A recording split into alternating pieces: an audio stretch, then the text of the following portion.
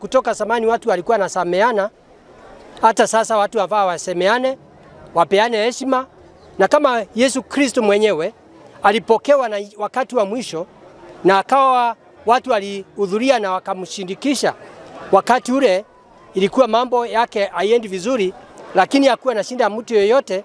Hata sisi amesema viongozi wote wa kanisa kama na kindini tuungane pamoja, ndio tuweze kuwa kusameana, ndio tutembee parapara moja. Amesema hii serikali watu wafaa wasemeane, sio kila wakati ni kuongea vibaya, ni watu wawe na njia ya kungonja na kungojea, ndio waweze ile matumaini ama ile watu tuliwaambia waweze, na sisi kama ni leaders tuweze kuwaletea, kwa sababu agenda ya mwananchi ni kufanywa kazi, sio mambo ya vita.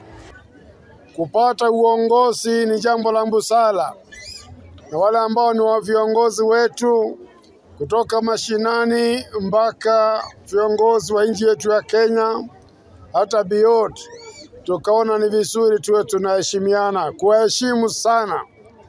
Hii makelele tunapiga mingi tunaona kama itasaidia, lakini inaweza haribu.